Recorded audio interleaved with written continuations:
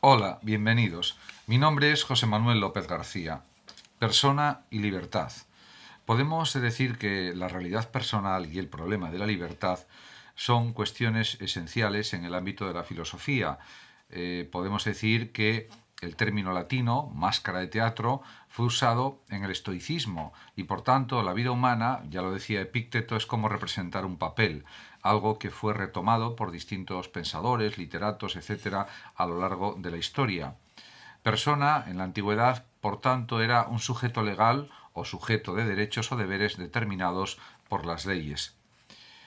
Para Pascal, en el siglo XVII, lo insigne y lo sobresaliente de la persona se conoce a través del atributo del pensamiento. Por eso Pascal decía que el hombre es una caña pensante, lo más débil de la naturaleza, una gota, un vapor le puede matar, pero sabe que es más grande que la propia naturaleza porque piensa.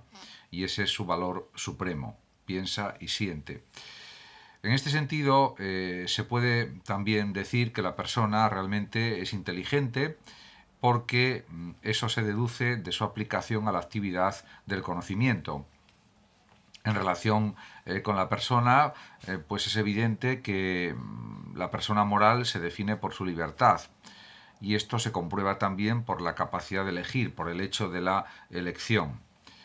Afirmar que podemos elegir todo, a excepción de nuestra libertad, es, podemos decir, pues una tautología, algo evidente por sí mismo, pero realmente a veces no se tiene suficientemente en cuenta el gran valor de poder ser libre para, diríamos, desarrollar nuestra propia existencia.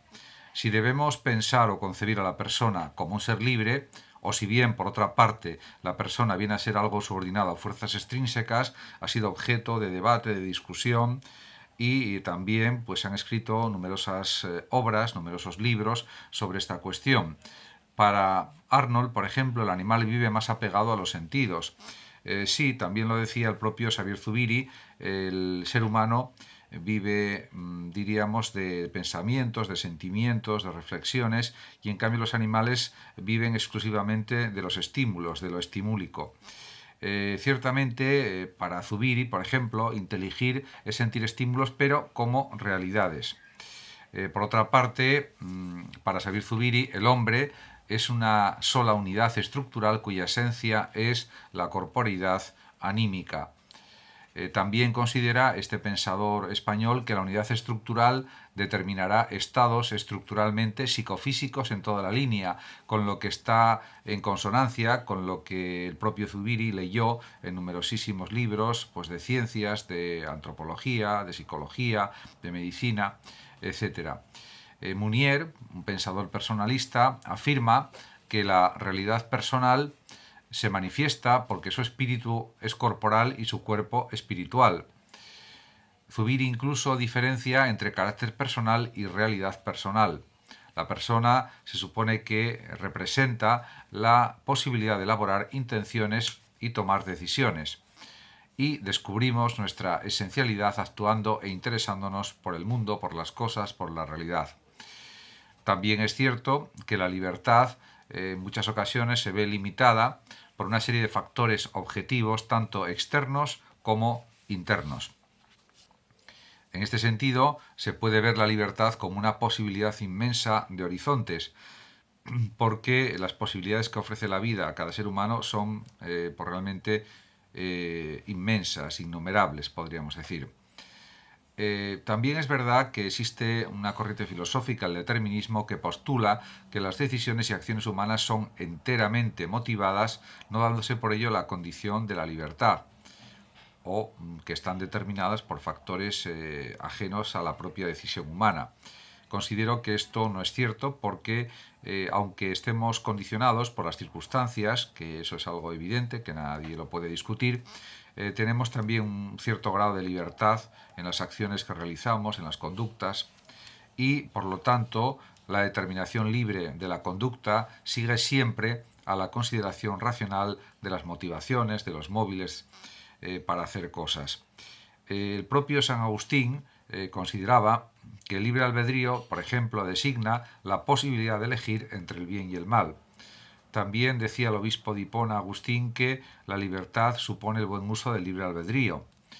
Y es indudable también que cualquier persona tiene o puede tener una verdadera vocación vital y también pues una serie de posibilidades en relación con esa vocación. Los límites que son propios de cada individuo están, diríamos que reflejados en su ser entendido como finito. Y la tarea personal a desarrollar por cada persona es ensanchar todo lo posible la libertad o lo limitado de la libertad práctica que cada uno posee. Para el marxismo, por ejemplo, el marxismo de Marx, el de Engels y en general cualquier marxismo, insiste en que el ser social es lo que determina la conciencia, a diferencia del idealismo de Fichte, de Hegel, de Schelling y de otros pensadores idealistas alemanes que están convencidos de que es la conciencia lo que determina la realidad. Para Kant, por ejemplo, la persona es un fin en sí misma, no pudiendo ser sustituida por otra. De ahí pues, el imperativo categórico, el deber por el deber, su ética deontológica y también su planteamiento racional de la ética que él defiende, porque no está de acuerdo con las éticas consecuencialistas o las éticas materiales, por ejemplo, con la de Hume, que es una ética emotivista, y con otros tipos de ética que están en esa línea de pensamiento. En cambio, diríamos que la ética kantiana, que es formal, pues está bastante influenciada por la ética estoica de la antigüedad. En cuanto pues a las posibilidades de actividad de las personas tomadas aisladamente, pues parece que no son excesivas, aparentemente, porque somos seres sociales, tenemos que vivir en compañía de los demás y esto es algo fundamental para el desarrollo del pensamiento, de la propia vida, etc. Y además es indudable que la libertad es susceptible de ser conseguida o alcanzada a través de la propia práctica, de la propia acción de los sujetos. Mounier, pues un gran filósofo personalista, pues señala que la persona emerge en la experiencia progresiva de una vida, que es realmente la vida personal. En puridad se puede decir que el personalismo tiene sus raíces, en cierto sentido, en el cristianismo. Y además, también hay que decir que el personalismo no busca un sistema teórico práctico cerrado, sino abierto pues, a nuevas interpretaciones, a nuevos desarrollos.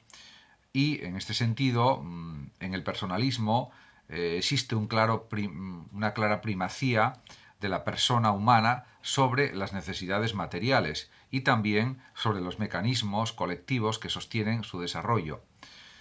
Por lo tanto, pues hay una cierta oposición a entender la sociedad como una sociedad consumista, pero en cambio hay una reafirmación de la libertad de cada sujeto, de sus derechos intrínsecos, de sus derechos subjetivos, individuales, de todo tipo, y en eso insiste mucho el personalismo, la doctrina personalista.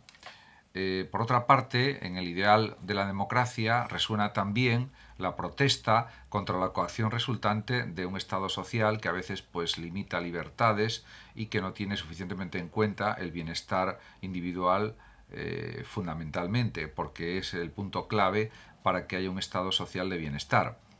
Rousseau, por ejemplo, solo exigía la unanimidad para el contrato social constitutivo de un Estado. En cambio, pues en la República Genovesa pues había otro sistema político diferente y ciertamente los estados democráticos fueron avanzando a lo largo de los siglos hasta conseguir pues, el sistema parlamentario, el sistema de derechos individuales, etc.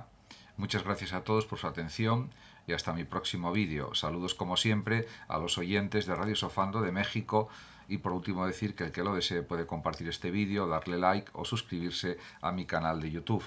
Hasta siempre.